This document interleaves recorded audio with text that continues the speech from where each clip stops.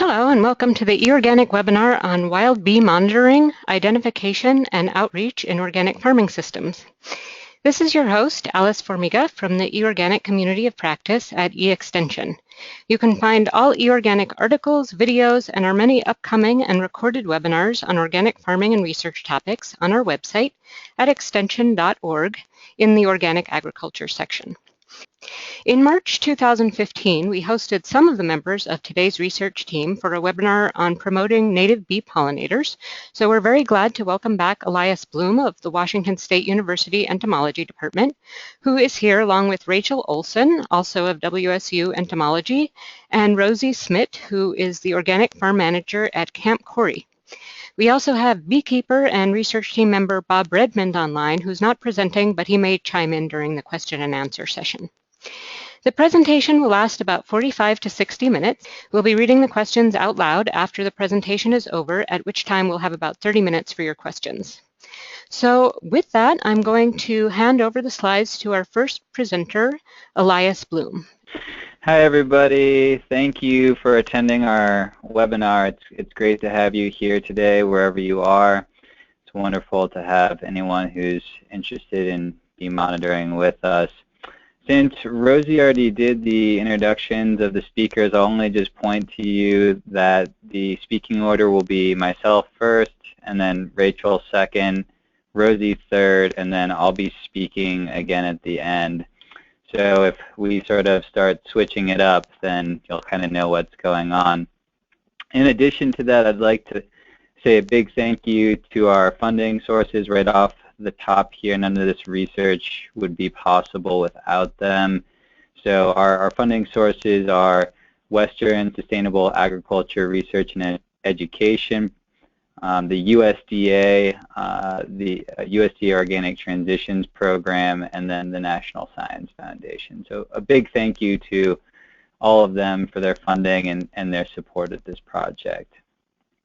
So I think that every presentation should start with a quote, and so I kind of pulled this one because I think it's important for a couple of reasons.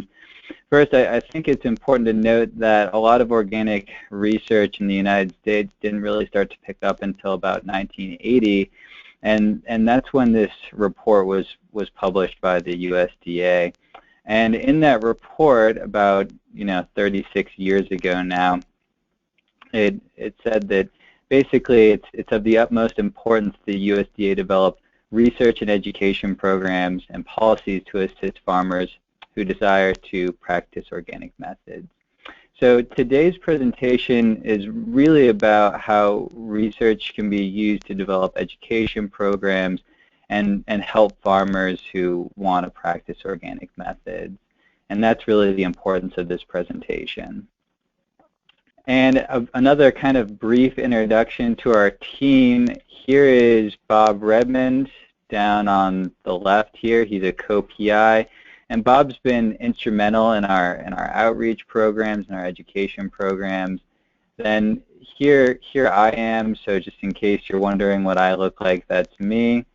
This is Dave Crowder. He's the PI on this project and our honorary B team member, his first daughter Olivia. Then we have Doug Collins of the Small Farms team, and he's also been instrumental in working with Bob in setting up our outreach. And then finally over here we have Rachel on the far right. And as you know, Rachel is also another researcher on this project. And then our guest, or our honorary B team member for today and just in general, is Rosy, and she'll be speaking here in a little bit. And Rosy's one of our research hosts, and I've known Rosy since about 2014, so a few years now. She came to one of my first presentations in the Snoqualmie region of Western Washington, where a bunch of our growers are located, and she asked a bunch of great questions, and then about a year later, her farm ended up being part of the farms that were selected for our Organic Transitions program. So it's great to have Rosy with us and great to have her on this talk today. So while this presentation is about monitoring, I do want to kind of briefly address that our project is more than just about monitoring bees. And so here is kind of what our project looks like. We are looking at a lot of different landscape factors like connectivity and heterogeneity, and then urbanization is another landscape level factor that we're interested in. Rachel is looking into pathogens and diseases seen over here. And then we're also interested in a suite of local level factors that are going on the farm, so the types of farming practices that the growers are using. And all of this then affects bee biodiversity and pollination services. And what we're really looking to do is create this vertices of knowledge where the grower knows what's going on a landscape level and on a local level, and then how all of that affects biodiversity and pollination services on their farm.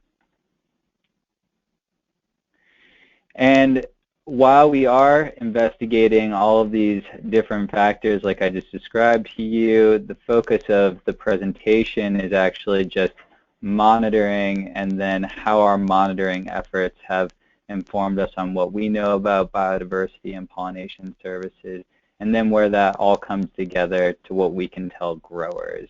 So the focus of this presentation is right here in this green area. Okay, you know, I think monitoring is something that people don't really think too much about in general, and you think about pest management when you think about monitoring and integrated pest management programs. And in all honesty, you know, monitoring is important for bees and other types of ecosystem services as well. So the reason you manage pests is because they're deleterious to crops, but the reason you monitor bees is because they provide an essential ecosystem function. So by monitoring, you're instituting a risk-averse behavior in which by monitoring bees, we know about what's going on with bees on the planet. So we then have this early warning system that can tell us about what kind of functions those bees are performing. And this helps to safeguard yields and tell us what's going on about yields. But if you don't monitor bees, then you don't know what's going on the planet. You don't have an early warning system. And then when the functional services of those bees start to break down, then you jeopardize your yields because you don't know what's going on. And a couple of great papers that I'll point you folks to are these ones down here, Olssen, and then this other paper by Laboon et al. And what they say in those papers is what we really need is an international monitoring program for pollinators and for bees. And monitoring has been successful in conservation before for other groups of organisms, and there are currently monitoring programs for bees. And so I'm just going to continue with this presentation to expound on the importance of monitoring. Here's a brief outline of the talk. First, I'm going to talk about the types of monitoring tools that we use as researchers on organic farms. Then Rachel is going to talk about the identification and monitoring tools that we've been extending to growers. Then Rosy is going to jump in with some information on Camp Korey, which is kind of a case study of local organic ecosystem management. It's a mouthful. And then in section 4, you're going to hear from me again on the ongoing impact of our outreach program in the Puget Sound region, which is the region where our farms are in western Washington.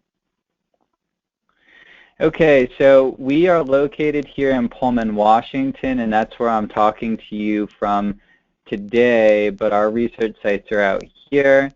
And so you can see they start up north here in Skagit County and then move down through the Seattle area and all the way down to south of Olympia. The unifying factor among our farms is they all practice diversified organic production, so they grow a wide diversity of crops in a small amount of area, so between about 3 to 30 acres.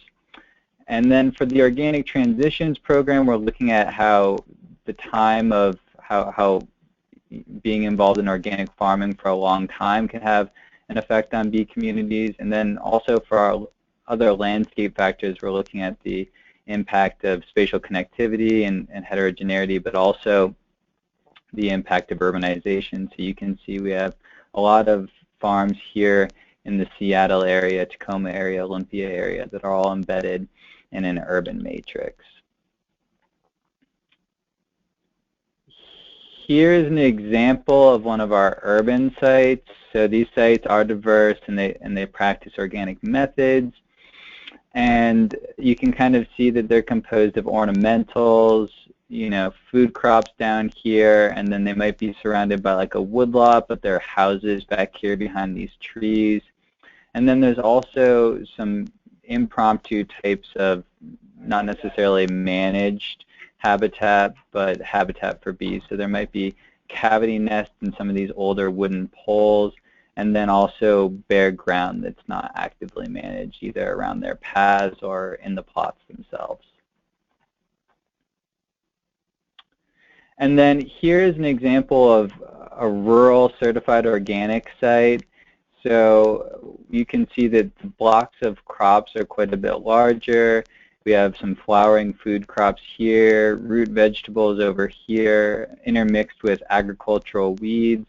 You might have bare ground, but it's pretty actively managed. And then there's hedgerows oftentimes surrounding these farms, grassy margins. And then rather than being embedded in an urban matrix, we have them embedded in a conventional matrix or a conventional system matrix, where those farms that are surrounding these ones oftentimes practice conventional methods. So they use practices that are not part of the organic program. All right, when you go to these farms, or when we go to these farms, we do 3 surveys per year, and we're doing this study over 4 years. We use blue vein traps, netting, and bee bowls to monitor bees. And then out of the field, these bees go into alcohol for temporary storage. After that, we have to take them out of the alcohol, so we go through a washing and drying process. And then after the washing and drying process, we label them, we store them, and then we identify them. So for all of that stuff, if you're interested in getting involved in bee research and as a researcher, as a scientist, I would recommend you to the very handy Bee Manual by Sam Droege. And Sam has been really important in my research, whether he knows it or not. I'm sure he doesn't know that, but he's been really important in my research because this guide tells you about the different types of sampling methods and helps you standardize your sampling methods, and how to wash and dry bees, and all the various different techniques and cost-effective storage. Once you have the bees labeled and cataloged, you can start the identification process. So there are a few different routes you can go in the identification process. You can either go to family characteristics, or you can go straight to genus characteristics. So here are some of the family characteristics that you should be aware of. Some of these are microscopic, and some of them you can see without a microscope. So if you're just sitting around looking at specimens, sometimes you don't even need to look at them under a microscope to see some of these features. And then on the genus, for a genus identification, I would recommend these resources to you. So one of these resources here will be good for the genera of the world. That's Missioner's Guide. And then we have North and Central America. And then if you're in the Pacific Northwest, this is the only guide that I know of for the genera of the northwestern North America. And then one other route that you can take is the discoverlife.org website, and this is pretty good if you're in the western part of the United States for identification to genera, and then if you're in the eastern part of the United States, I've heard that it's pretty good to species too. But in any case, you'll have to probably use a microscope for most of this identification. So here's the microscope that we use. A lens doubler is good too because it helps to see some of those features. And then that eventually gets us over here to the identification of the specimen, in this case Anthidium species, Hymenoptera megachilidae. Okay, while those techniques are great for researchers, a lot of that stuff is beyond the scope of what growers might be using. So now I'm going to hand this over to Rachel to talk about identification and monitoring tools for growers. Thanks so much, Eli. As he mentioned before, I'm a PhD student here at Washington State University.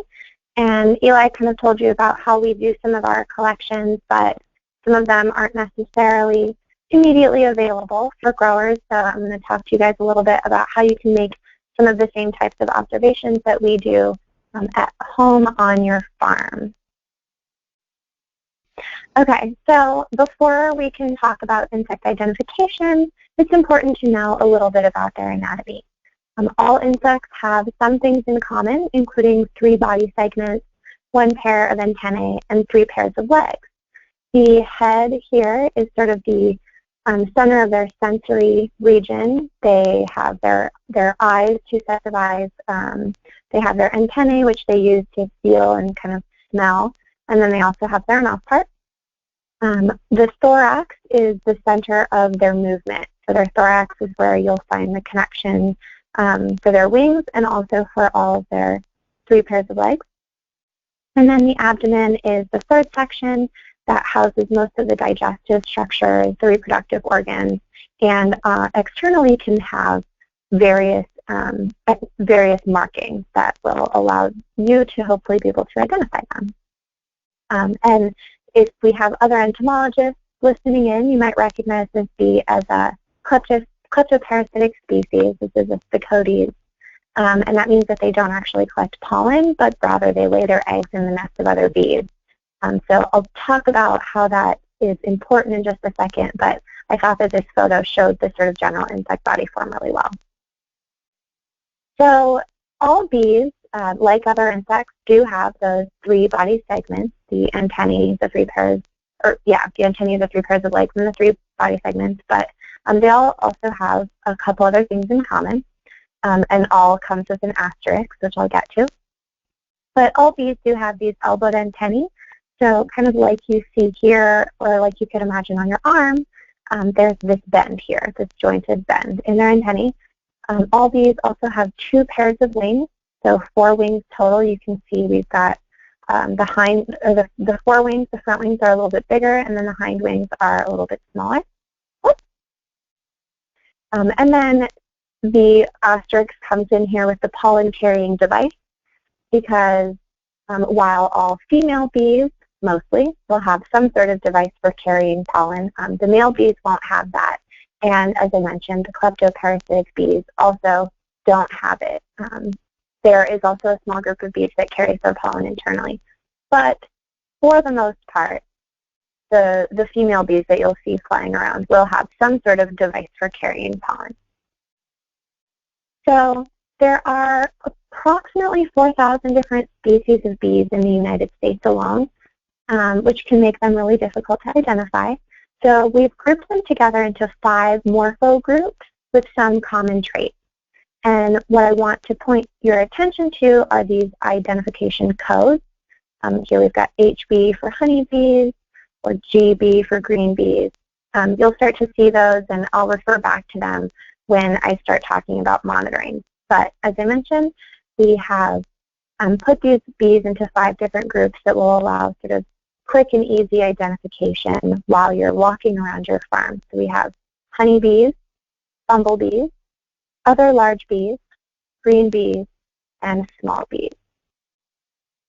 So we'll start out with honeybees. This is one that most people are generally pretty familiar with. A lot of you might keep honeybees on your farm. All honeybees in the U.S. come from a single species, Apis mellifera, and some of their characteristics, they're sort of medium to large in size.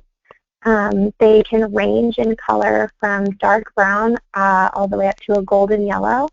They typically have stripes on their abdomen, that third body segment, and their thorax is usually quite fuzzy. And their pollen-carrying device, which is kind of special, is this flattened hind leg here. It's kind of flattened and almost scoop-shaped, and what the bees will do is they'll actually they'll stick the pollen to those back legs. So if you see a female honeybee carrying pollen, it'll look like she's got like little yellow water wings on the backs of her legs. So that is honeybees. Next up in our group, we've got bumblebees. Bumblebees are very closely related to honeybees. They are the ones that we have in our system are all in the genus Bombus, and we've found 7 to 9 species throughout our sampling site. Bombus or bumblebees are usually bigger than honeybees, and they're very fuzzy. Their whole bodies are covered in thick, fuzzy hair. They are usually a little bit more round or boxy in shape than a honeybee, but like the honeybee, they have that flattened hind leg for carrying pollen. Next in our group are the green bees. We have 2 species of green bees that we've seen in our sampling. These guys are much smaller than the honeybees. They're usually pretty narrow, and the very strong identifying character about them is that they're green. So there are, like I said, 2 species, and one species are pretty much their whole body is green, or sorry, 2 genera, not species. So one genus is almost totally green, and the other one has a green head and thorax with a striped abdomen. You'll notice that this one here on the top, the agaposamon, it's got the black and yellow stripes, and it doesn't have a pollen-carrying device because this one is a male. But the female down here on the bottom, this Laceoglossum, she's got this sort of thick, bushy hair on the back of her leg, which she'll use to sort of stick pollen to, somewhat like Velcro. Next up are the small bees, and this is a really diverse group of bees, but they tend to be characterized together because they're small. They're often smaller than the size of a honeybee, all the way down to the size of about a grain of rice. And a lot of times, because they're so small, they will just appear to be black. It'll be really hard just with the naked eye to distinguish them, to distinguish different colors. But occasionally they will have these little yellow markings or little stripes. This one here is actually kind of a shiny blue color. And this one here is that same kleptoparasitic bee that I showed you before, and she's got kind of a red abdomen. All of these bees, with the exception of the Elias, will carry their pollen on their legs. So you can see the Halictus here. She's got that really fuzzy scopa, is what we call it, the dense patches of hair on her legs. We've got that here. She doesn't have that, and then this Elias will actually carry it internally, so she'll swallow the pollen and then regurgitate it when she's provisioning her nest. So she also doesn't have the pollen-carrying device that's easily visible. Our last group of bees are the other large bees, and again, this is a really diverse group with many different species. They can range from being slightly smaller to slightly larger than honeybees. Their body colors can be a lot of different options. We've got this blue metallic colored. We've got this really sort of contrasting black and yellow stripes. There's also really just dark colored bees.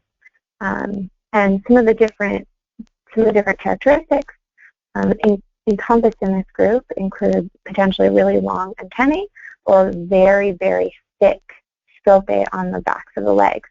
Importantly, the other large bees are the only group that we have categorized that contain a scopa on the underside of the abdomen. So it's a one family of bees that has this possibility. They carry their pollen, again, kind of stuck like Velcro to that hair, but they'll carry it on the underside of their abdomen. As you can see, this really dense brush of hair here, and this Osmia also has it, though it's a little bit harder to see in the picture. So if you saw a bee with a bright yellow underside and it looked like she was carrying pollen on her belly, that would fall into the other large bees category. So bees are not going to be the only visitors that you might see on flowers. There are other insects and arthropods that might be visiting the flowers. So we'll start out, we've got the bugs, which are typically shield-shaped, and they can range in color from green to brown to black. A lot of you might know of them as stink bugs, as this one shown here is, but there are a lot of different types of bugs, and they come and visit flowers for any number of reasons. Flies are definitely one of the most commonly mistaken insects for bees. Actually, just yesterday, the New York Times posted a story about bees, and they used a photo of a fly because some flies are such excellent bee mimics that they didn't realize they had made a mistake. But the major characteristic differences are that flies only have one pair of wings, so 2 wings total. Their eyes take up most of their head, and their antennae are very small, and they don't have those elbows. And then, of course, they don't have a way to carry pollen. Butterflies, hopefully you are all familiar with butterflies, but they have these broad, scaled pattern wings. They can range in color from just about anything, actually. Their butterfly world is very beautiful. And they have these large clubbed antennae. Another option, or another arthropod, non-insect that you might see are spiders. Spiders will often hang out inside of flowers and wait for other insects to come to the flower and capture them as a food source. Spiders have 2 body segments and 4 sets of legs, and they don't have antennae. So if you are trying to distinguish, you can just count the legs or count the body segments. Wasps can be really tricky to try to differentiate between bees because they are closely related to bees. They're in the same order, Hymenoptera, and they do have the 2 pairs of wings, so 4 total, and the elbowed antennae. The major differences is that a wasp never will have a pollen-carrying device because they are predatory, and the hairs on their bodies are typically less fuzzy than bees and actually rather much more spiky. And finally, one of the other major groups of insects that you might see on your flowers are beetles.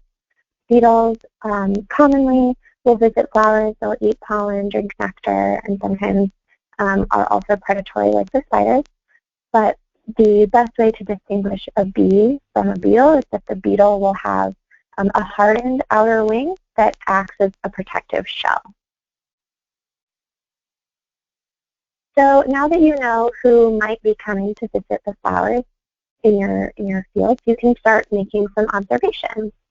The first thing that you'll want to do is, grab a piece of paper and a pencil and start out by recording your initial data. It's good to do this before you get out into your field so that you aren't distracted by writing these things down once you're trying to observe the insects. So you'll want to start out by recording the observer name, especially if you're going to have more than one person making observations over the course of your season or over the course of the year. You'll want to record the location, and that might be dependent on the size of your area. Maybe the location is a GPS coordinate, or maybe it's the address of your farm, or if you have one specific field that you might want to monitor, you might name the field. So the location is up to you, but try to make it something consistent that you can return to. You'll definitely want to record the date that you're making your observations because a lot of these have some seasonal patterns, and the weather conditions, of course, are going to be different.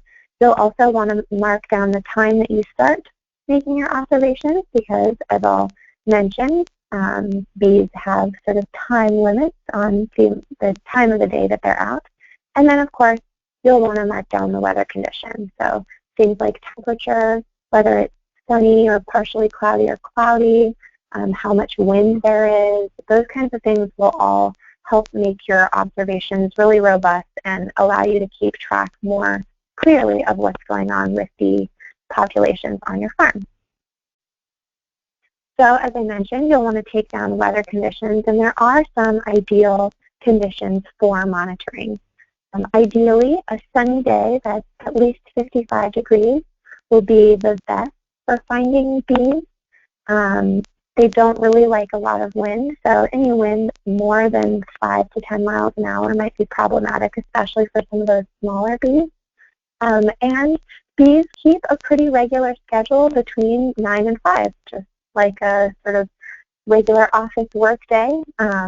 A lot of times if you're out before 9 or you're out after 5, you're you're going to see much fewer bees. So to make a floral observation, first you'll choose a flower, and what we like to encourage people to do is to walk in slow, sort of serpentine pathways through their fields and stopping every 30 seconds or so to just watch a flower and see if any bees come to visit.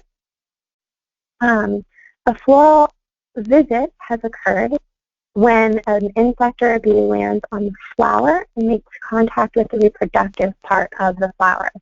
That's really important to note because, you know, if you're trying to monitor pollination, you aren't going to have pollination if the bee is landing on the leaf or the ground near a flower.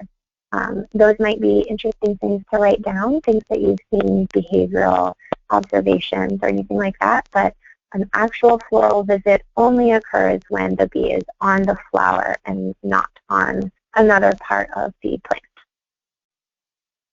So to record your data, as you saw, we had those floral visitor codes like OLB for other large bee or HB for the honeybee we've got on our flowers here. We recommend taking photographs. And the reason that we do make that recommendation is because photographs help create a really robust data set and can help provide confidence in your data collection. Furthermore, if you wanted to ask a professional to verify your identification, a photograph is going to be a much better tool than you trying to describe the insect that you saw. So grab a photo, write down the flower name that you saw your insect on, and take some pictures of the flower, again, to verify the flower type. We recommend a picture of the flower, the leaf, and where the leaf attaches to the stem. And then this might be your opportunity to write down any other notes, such as behavior. If you notice a bee fly into a hole in the ground, you might know that that's where her nest is. Or if you know she seems to be flying really in an interesting pattern or anything like that, any other notes that you think might be useful or that you thought were interesting are great to go onto your data sheet. So to sum things up, I've just got a couple of tips for making great observations. First and foremost, move slowly. When you're moving through your transect and you're making your serpentine path through your pathways, insects are very aware of what's going on around them. And so if you run up to a flower, you're going to scare them all away. So move really slowly and be careful where you cast your shadow. Bees do have a light sensing organ as part of their eye structure. And so if you inadvertently cast your shadow on the bee before you get close enough to actually see it, she'll fly away because it's a great strategy for her to avoid being eaten. If you are going to take photos, try to photograph the insect before you try to get a photo of the flower because, of course, the flower can't move. And finally, come back to the site of your observations. Come back daily or weekly or monthly or annually and keep good notes and just returning to the same place over and over can really help you create that strong data set because, you know, if you go out one time, then you've got a great snapshot of what your insect populations look like that day. But unless you return to the same location over and over, you won't really have any idea of what's going on outside of that one day. So now that I've shown you how we teach growers the basics of monitoring bees, I'm going to turn this over to Rosy, and she can tell you about how they've used some of this information to develop monitoring and conservation programs on her farm. Thanks, Rachel. Thanks, everybody, for being a part of the webinar. So I'm Rosy, and I'm the culinary gardener at Camp Korey at the historic Carnation Farms, and I'm super excited that our farm is part of this project. Our farm is located about 40 minutes due east, driving from Seattle in Washington State, and I'll be telling you about what we do here in our food gardens and on the farm. And I'm going to talk a little bit about the farm and what we do here. So Camp Korey is situated on this 818-acre historic farm. It used to be Carnation milk farm, so if you've had Carnation evaporated milk, this is where that all started. It used to be a cow production and confirmation farm, research farm. Now it's one of Paul Newman's serious fun camps, so we serve children with living with serious illnesses that aren't served anywhere else due to the acuity of their condition. We serve about 3,000 campers a year. That's on the farm as well as in our hospital outreach. So we have some campers that can come to the farm, so we take camp to them. Camp is free of charge to campers and their families. We run an 8-week residential camp in the summer, so the kids come out for the week and do all kinds of fun activities. And then the rest of the year we do family weekends where the campers can bring their families, siblings, and have fun at other times of the year. There we go. We have a 5-acre garden on site, 4 acres in production. It's all certified organic.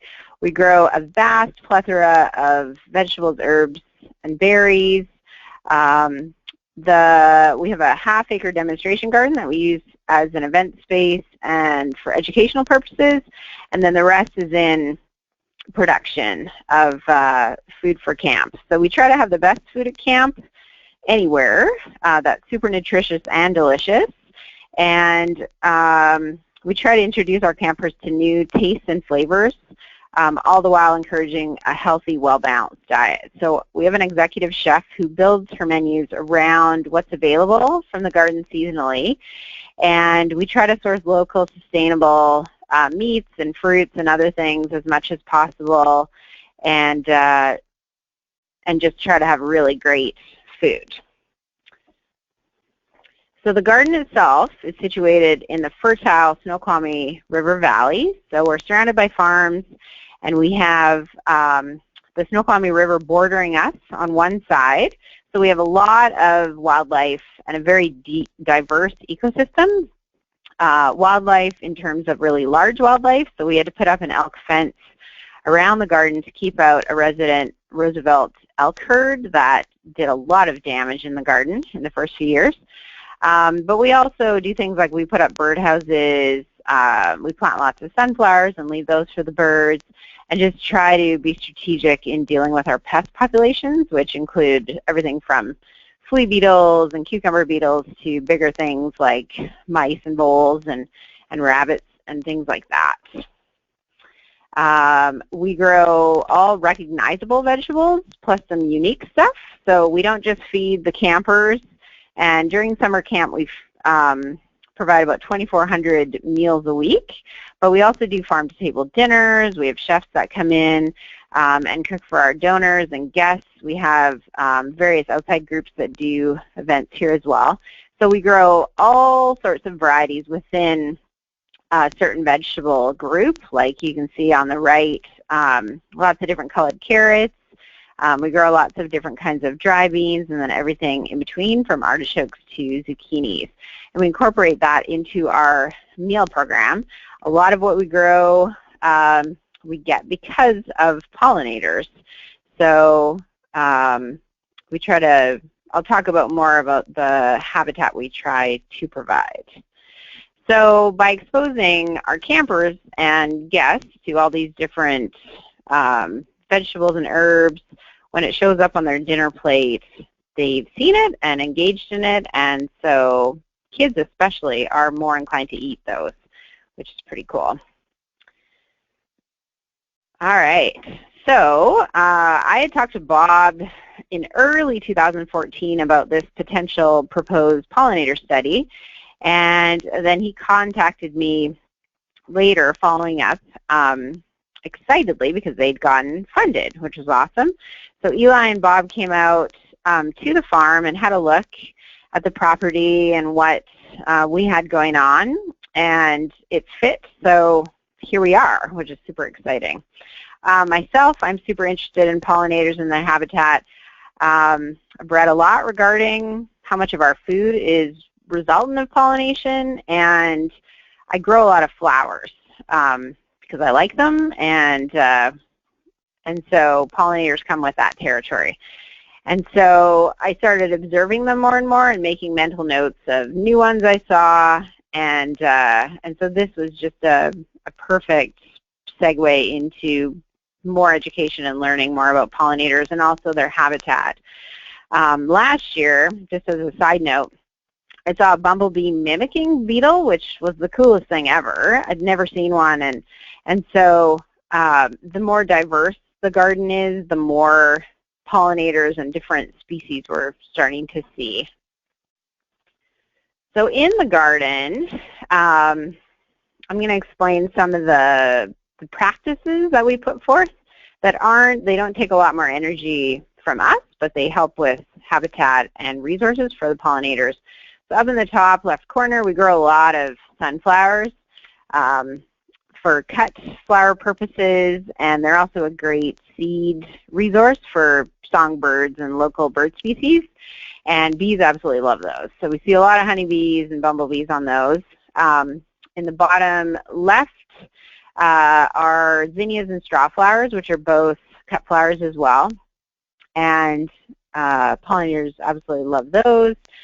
Middle bottom is a zinnia. Last year we grew a lot more zinnias, and we saw a lot of swallowtail butterflies, different butterflies, and the bees just absolutely love them. And so we grow a lot of flowers, and then we also let some species go to flowers. So we grow lots of chives for the kitchen, and I typically let them bloom because a lot of pollinators love allium, and so we'll cut down. Chives are cut and come again plant, and so we can leave some to go to flower, and as you can see, there's a nice butterfly on there, and then we let them grow back.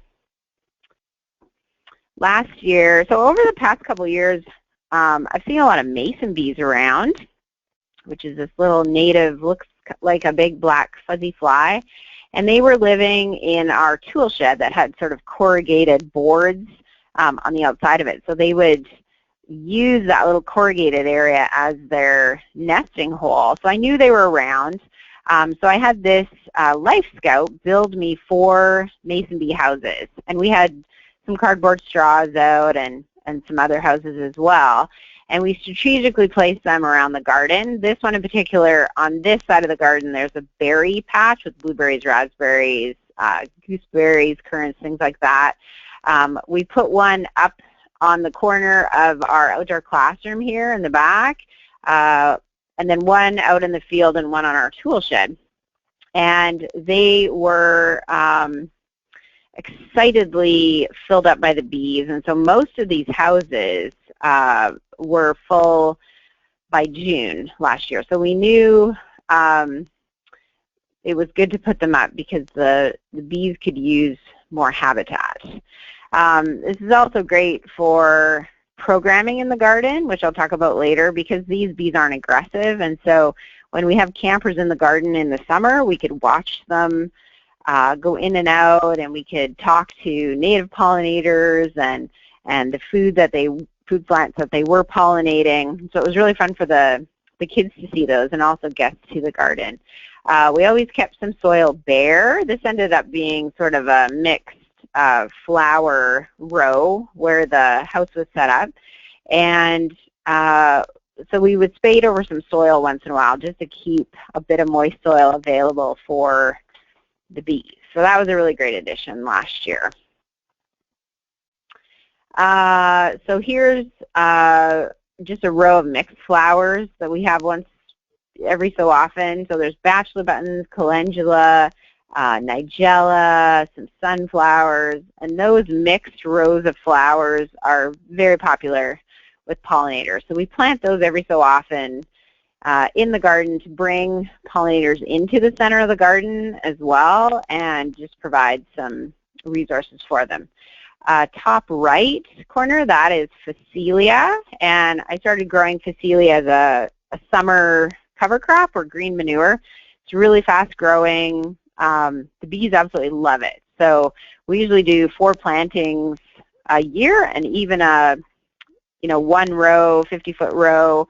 The bees just go for it, and it smells really nice. We can use it in our education programming as well. The kids can smell it. Kind of smells like honey, and it's always covered in bees. We also let a few things go to, the facility is also very easy to knock down. So if you grow it like a summer cover or quick green manure, you can just mow it and incorporate it, and it doesn't take very long for the plant residue to incorporate into the soil. So it's a nice, quick sort of knockdown plant that you can get in between spring and summer crops or fall. It's definitely a warm weather crop. Grows better. Well, I've found it to grow better in the summer, although I do get the odd plants overwintering. And then a lot of times we'll let our broccoli go to seed, and it's a fan favorite with pollinators as well. And so we grow a lot of open pollinated species or varieties of crops, and so our broccoli doesn't all mature at the same time as a F1 hybrid would. And so a lot of times we'll get a few plants that we cut, and then once we're done cutting the side shoots, it'll put up a few flower stalks, and the bees absolutely love those. So we try to have a few things blooming at once.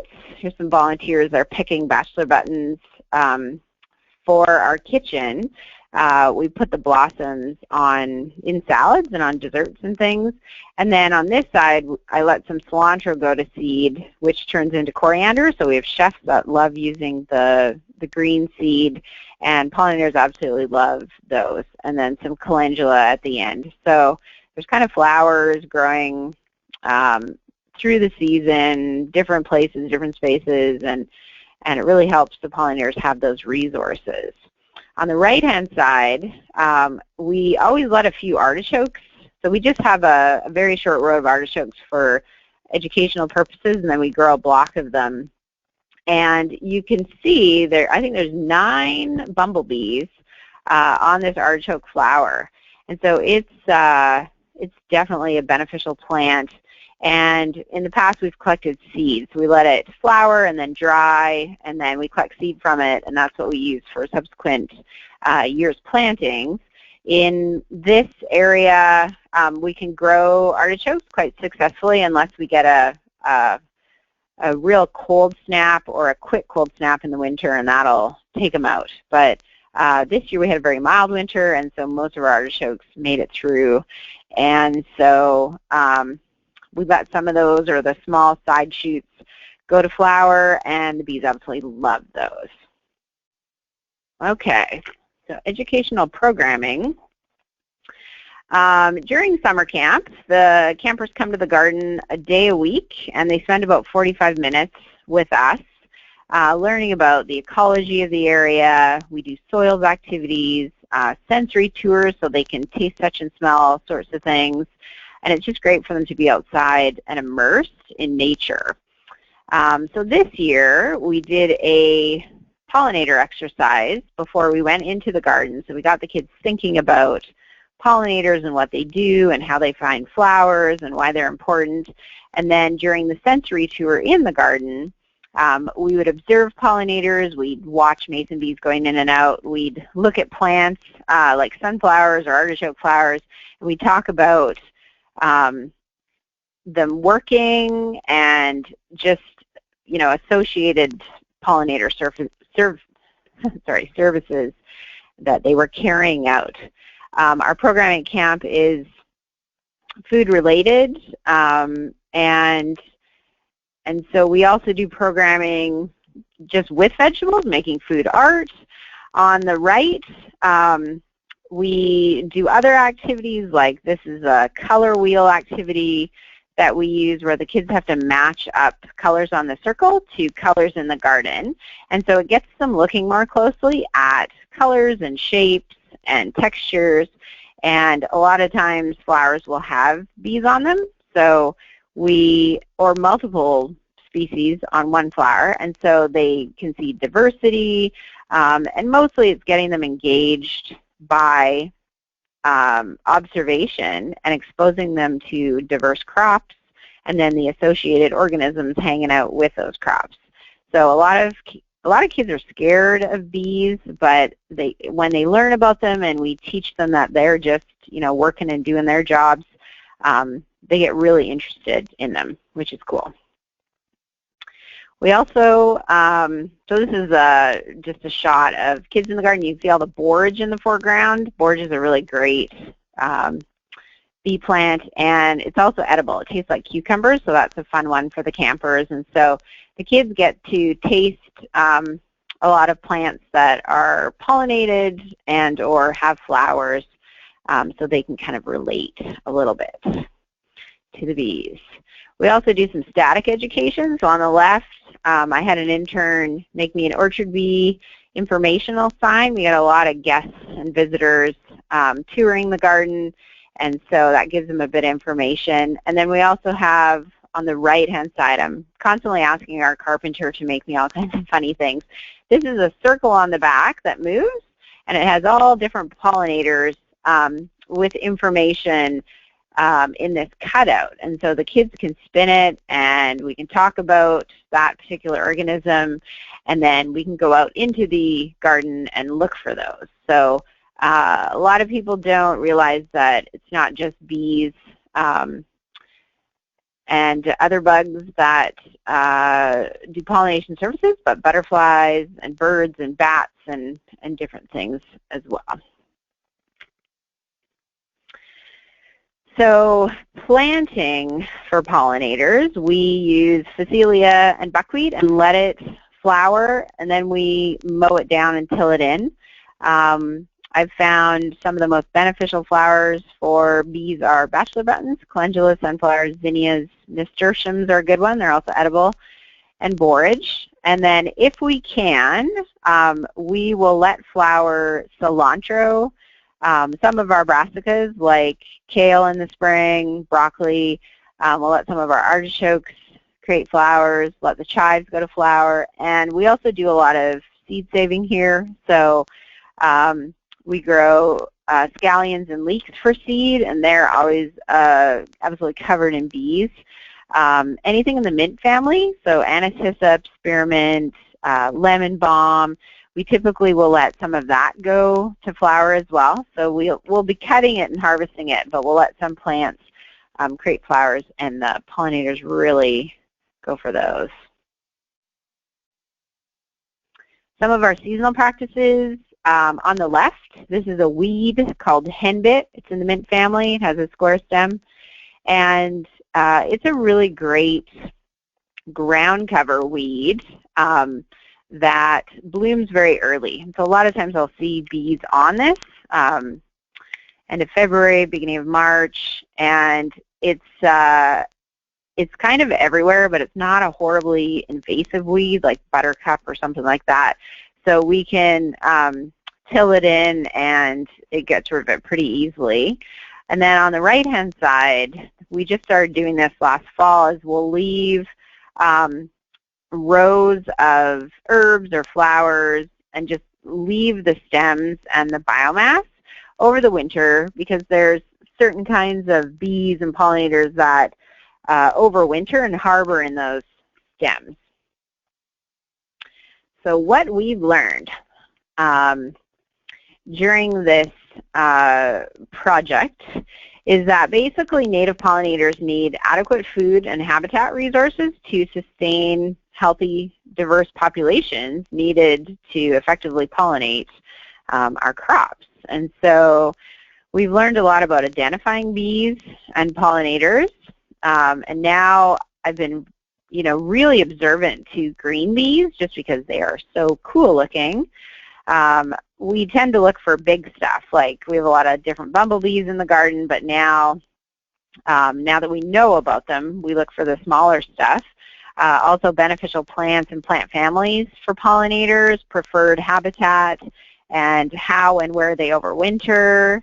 And so we've adapted some of our practices to that. beneficial seasonal practices like leaving that henbit weed to bloom and leaving stems to overwinter for habitat. And I want to note that it's not that much more work to leave, you know, a bed unmowed or leave plants to die down in the fall to overwinter. And so, you know, if it helps the pollinators, we're going to try it. Eli had some really good books and resources as well. So future plans in the Camp Korey garden is we're going to try to incorporate some different crops into our cover cropping scheme. We use a lot of winter rye and oats, but last fall we used some crimson clover, which is supposed to be, and different clovers, those are good for pollinators. We're going to continue to plant lots of flowers and leave certain crops to flower. This year we're going to plant some perennial beds potentially with beneficial plants and herbs. Not quite sure how that's going to work out because we have a pretty big slug problem and slugs will overwinter there as well. But it would also be good for other species like beetles. Leaving some bare soil for the bees that live in the ground. We've noticed bumblebee hives before close to old fence posts and things, so we make sure to educate everybody here to just leave those alone and let them do their thing. Mowing practices such as leaving some areas unmowed. We tend to mow pretty much everything in between and around the garden. And then leaving stems, like this is a short row of anise hyssop that we left over the winter. You can see on the bottom it's already starting to come back. So we'll leave that for quite a while and then prune it back and have it for the summer. So thanks everybody for your attention. And I look forward to some questions if you have them later. So I am going to pass it back over to Eli. Okay, thank you, Rosie. In this final section, we're going to kind of talk a little bit more about the ongoing impact of our outreach in the Puget Sound region and what goes into these grower events that we've been hosting.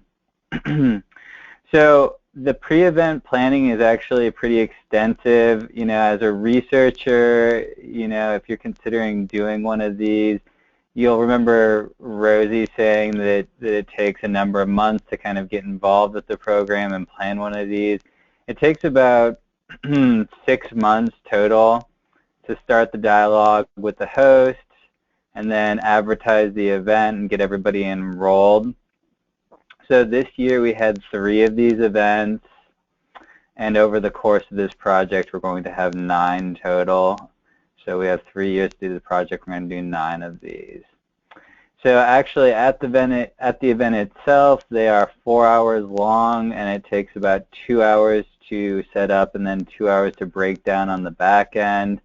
And in tandem to all of this, we sort of are developing the educational content in the background. So everything that Rachel talked about, and then all the research that goes into developing those content and getting everything identified, that takes quite a bit of time too.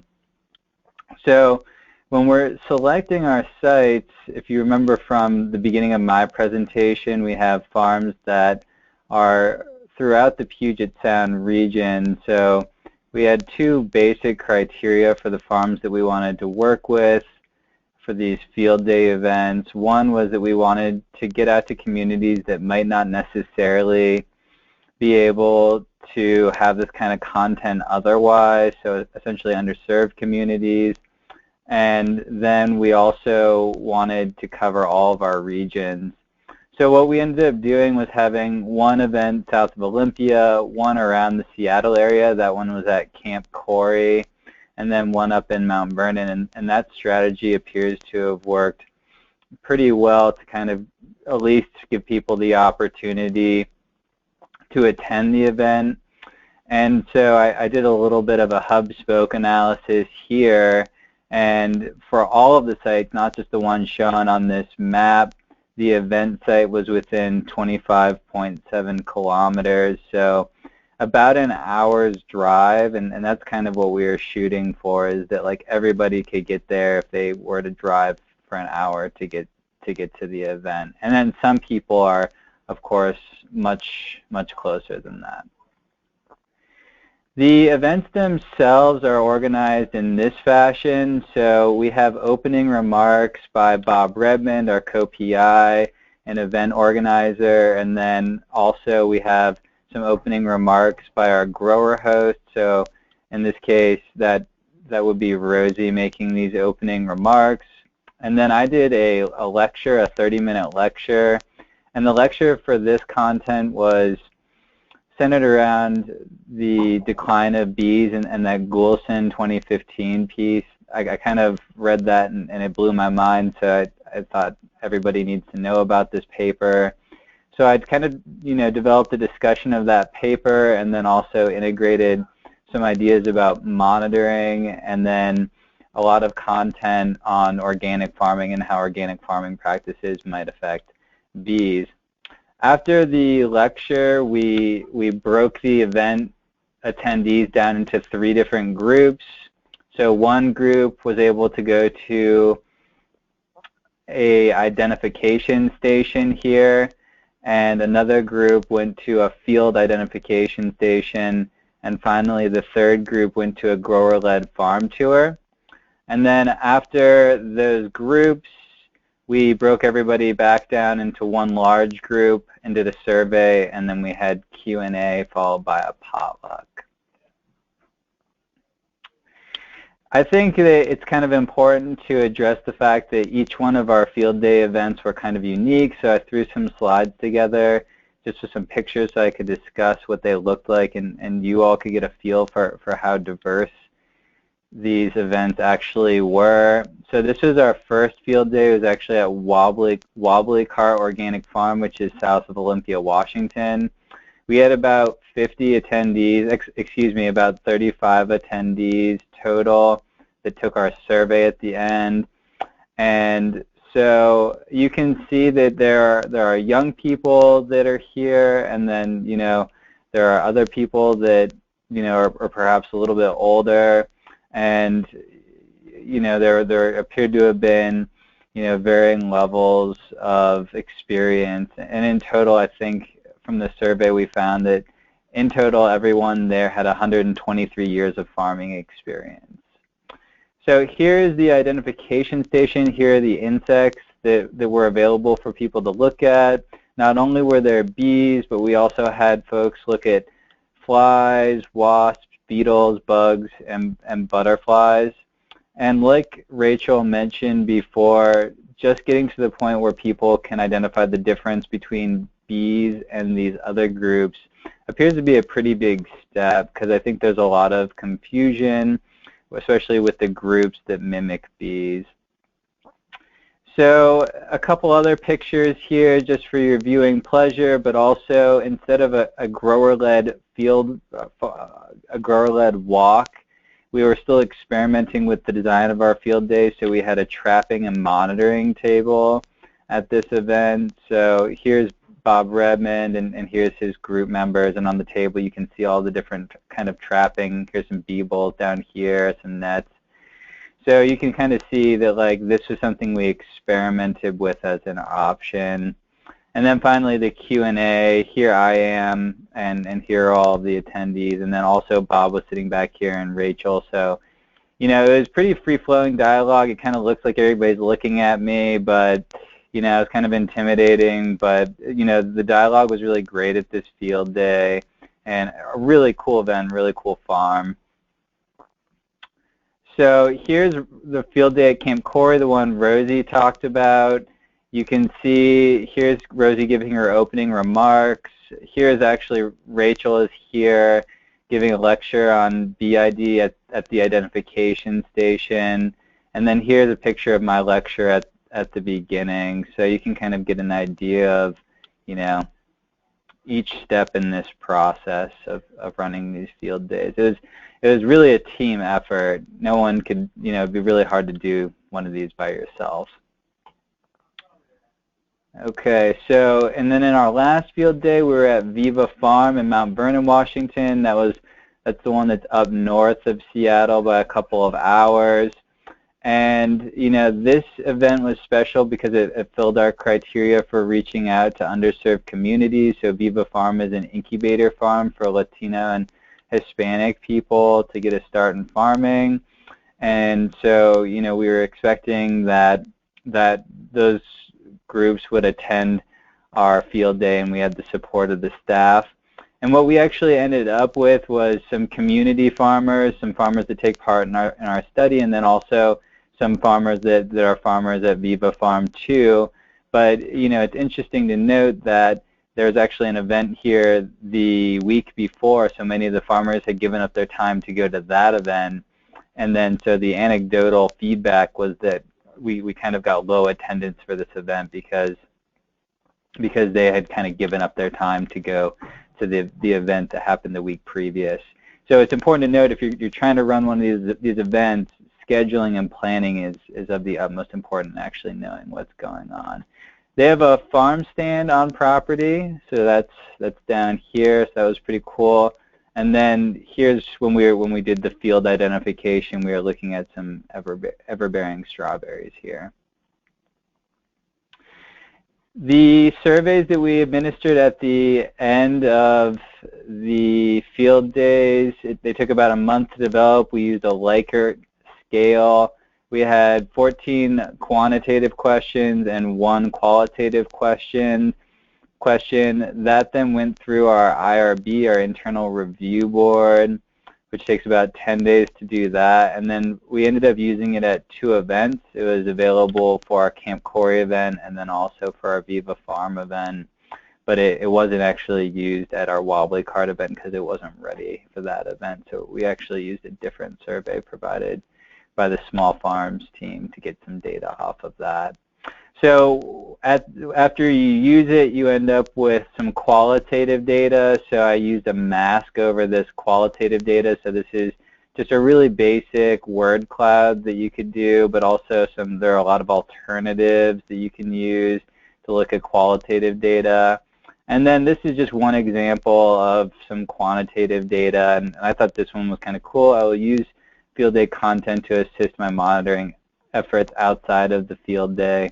So everyone who took this survey either strongly agreed or agreed with an average of 4.72. So that kind of is indicative that, you know, it appears that people are agreeing with going and using these monitoring skills outside of just the event itself. Okay, so what's the future of this program? Well, this year we reached 51 growers, or 51 people used or took our surveys at the end of the event.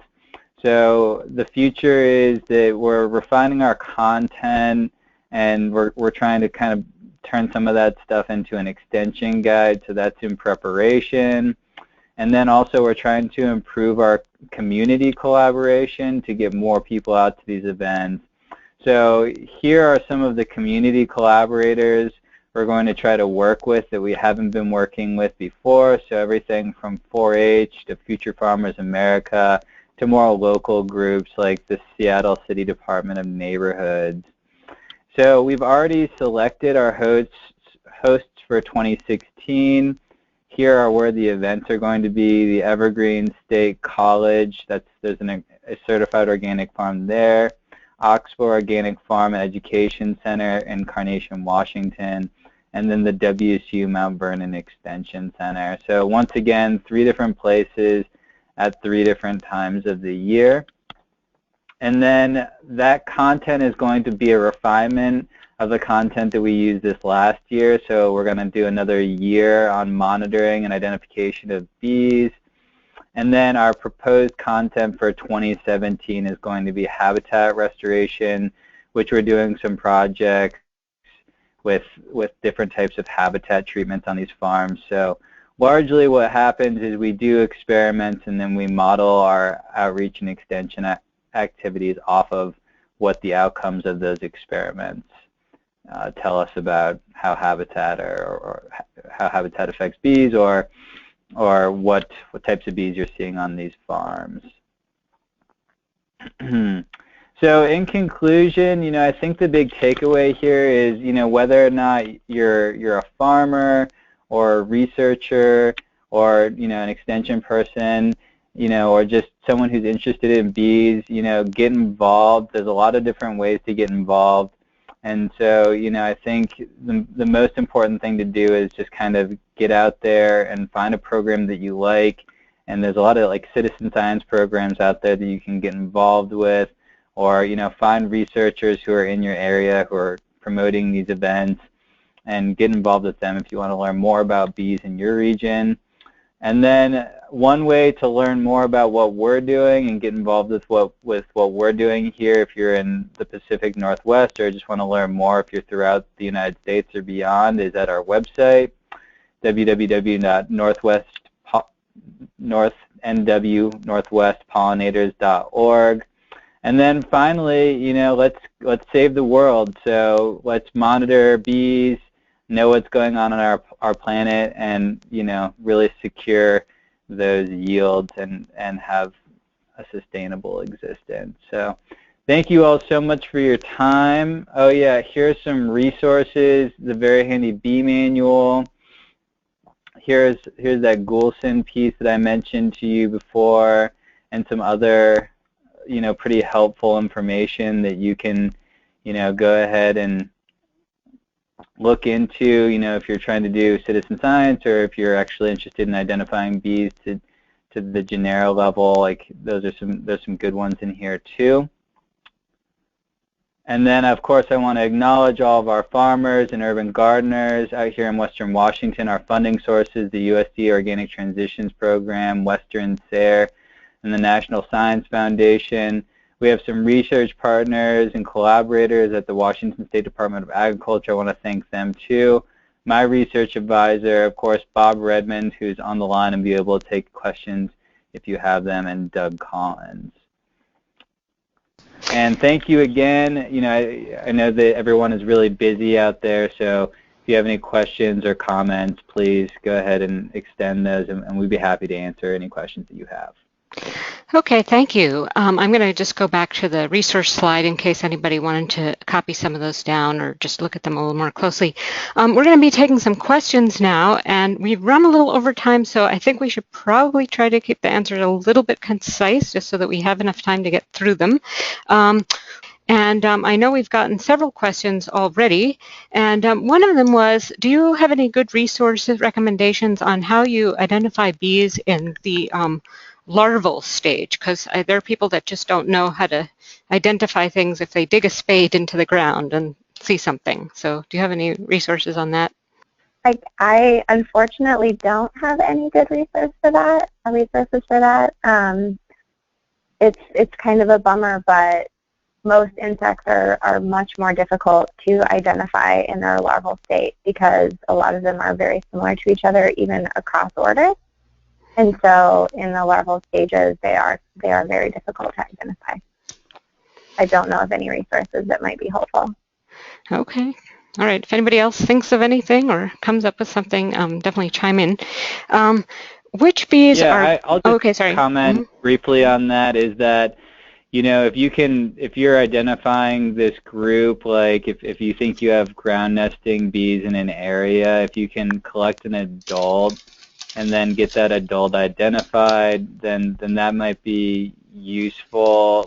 Say you think you have a ground nesting bee and you're able to visit that area again. If you get that adult identified, and then you can look into that literature further, and then you can kind of get an idea for how that bee nests and the different types of nests that they make. There's a lot of different structures of underground nests for bees. That's all I have. So do you know which bees are the ones that are ground dwellers? Yeah, it's not specific to a family. So multiple families nest in the ground. So halictids nest in the ground, and drenids and coletids nest in the ground. So it's not specific to the family, and the ongoing wisdom is that 70% of all bees nest in the ground. So really the vast majority of bees are ground nesters. Okay.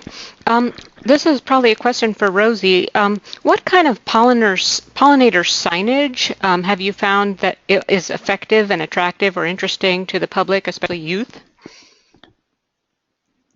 So typically, if people are asking a lot of questions, or if the kids are asking, we we just go to the internet. So I found a template for that wheel, the cutout one, and just had an intern. We had a slow time in the winter, paint it up, and then we kind of look at what other people are using for signage. So the mason bee sign with all that information, I think we derived that from some other signage that we'd seen and found on the internet, and then just kind of adapt it for our own purposes. Okay. Are there any that you found are particularly popular? Not really. I mean, I always think the more signage, the better. Okay. So, yeah. Okay, a couple of people have recommended the Xerces Society. The spelling for that is at the bottom of the slide here with the X, as a good resource for pollinators. And so we had a question about whether WSU efforts are being coordinated with Xerces Society efforts. Yeah, This is Rachel. Oh, go ahead. You go ahead, Rachel.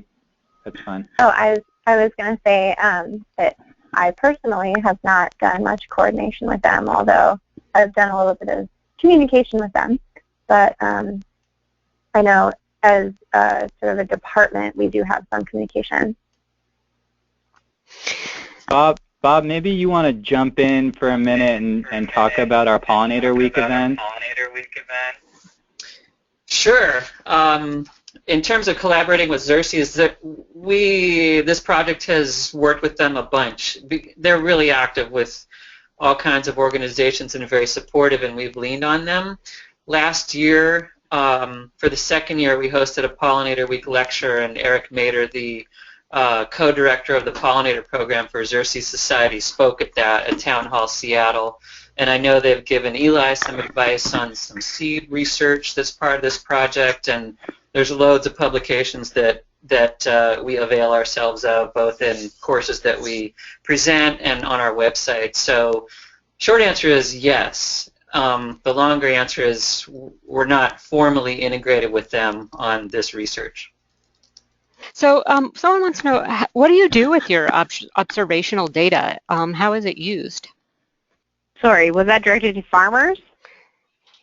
It wasn't directed to anyone in particular. I think it was just it was directed to all the presenters of what you do with your observational data. Yeah. Hmm. So this is Rosy speaking. So we're just going to start taking down written observations, but I already write down, which birds come back at which times, and I guess it's just keeping that data. So if one year we don't see a particular bee or something, we can look back at the sort of the historical data that we have, even if it's anecdotal and things like that.